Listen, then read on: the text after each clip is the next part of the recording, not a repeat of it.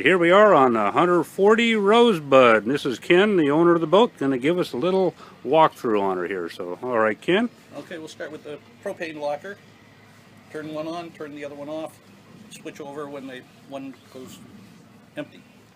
Controls are down below. We'll go into that afterwards. Okay. Access to the rudder post. Your emergency tiller is over here in this lazarette. On the starboard side.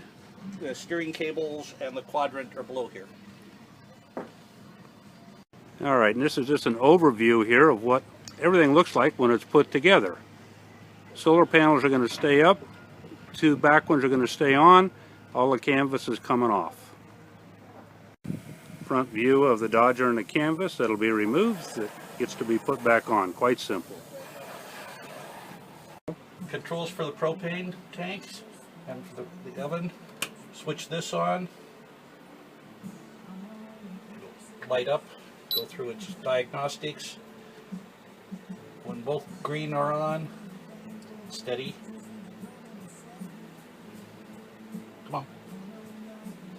Turn that on and then you can light it up. Now you have propane to the stove. Right, so it's a double safety factor here. There we go. You have enough light?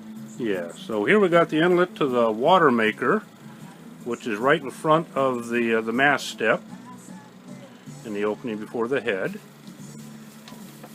And down here under the V-berth we have two pumps and a motor down here.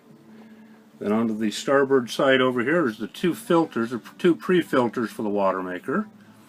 The control and the membrane is right above it here in the V-berth. And all the information on this is in the manual. Here's the manual. Ken has a library all set up for you here. These are the manuals to all the equipment on the boat. Never a reason to be bored now that you're a boat owner. Alright, we have a downspout here in the sink, the small one. That's how you check the water maker water quality before it goes into the tanks. And here's the tester.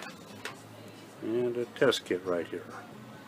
Now we're in the aft head here, and Ken has the sink under the sink door open, and that's all the controls for the water in and the water out for the manual head that's right here.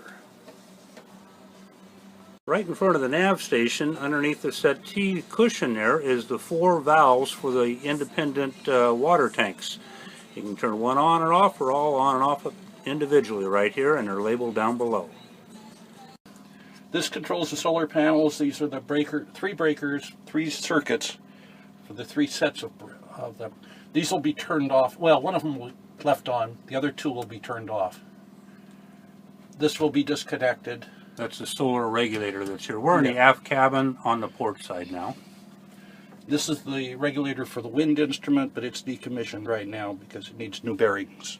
Okay. All right. Okay, this is one of the house batteries. There's another one on the other side.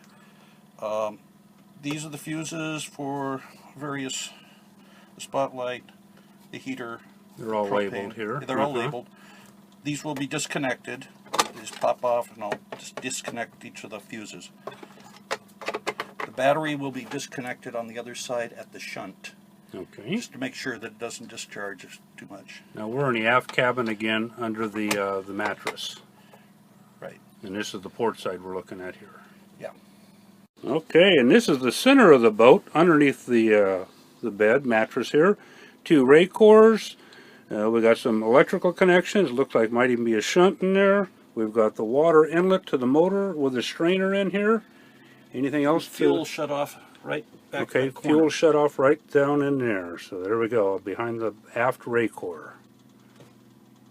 This is the aft cabin once again, and the back of the aft cabin, that door, there is an inverter back there, battery charger. Inverter, battery charger, yes. And I believe the quadrant controls for the steering as well. Now we're on the starboard side underneath the aft cabin mattress here, and this is the other battery, and this is right down there is where the shunt's located. Shunt is right. There There. should be right there. Okay, sorry about the darkness, but there we go. That will be disconnected. Okay, that's the ground. On the aft head, and if you pull out just below the shower controls, that panel comes out there, and there is more access to the motor down there, so That's where you get your oil, to change the oil filter. Okay, your oil filters access through that door down there then. Alright, down below the companionway across from the stove is the electrical connection for the on-off for the windlass. Key item you'll want to know. So right here on the port side of the boat, that's where the radar mounted, and that radar is actually a repeater for all of the equipment. It's hooked up on NEMA. So in order to get all the information properly read on that there, you're going to need to power on all the individual devices, the GPS, the autopilot, and radar, in order for everything to be shown on there. But everything is hooked up via NEMA. Now what I'm trying to get the detail on are the individual snap shackles here and the color lines that go into each one, so you can identify which color goes where, and they are identified as well with labels on there. But this gives you the colors. Now let's go over to the other side and do the same thing on the port. So there you go. You can pick out your individual colors and everything on that as well, so you know how to route everything. Travel is going to be decommissioned as well, so this is the line handling or routing of it, so you can get a detail on that as well. Alright, here's the forepeak, obviously. You've got the windlass down there off to the port side there, and we got the two controls right up here as well. And Ken, what's that little opening there go to? Anything important? That goes down to the windlass, so you can get some access to it. If you needed to. Okay, and then you got a water tank up there to fill as well. All your chain, and your furling line connection goes in there as well. And the routing you can see here as well for the furler. These are the lines connecting to the mast and to the vang.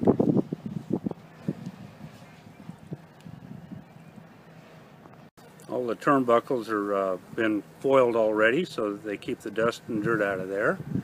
Give you a little look up here on top of what the solar setup looks like here with everything put together.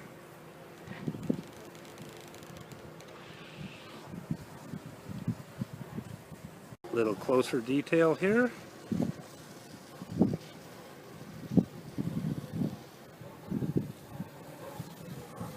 Now the sails will be removed here, and this is the mainsail we're looking at. And the mainsail's got battens in it, and the battens for the main will be removed so it can be folded up and put away. And you'll find the battens in the end of the boom.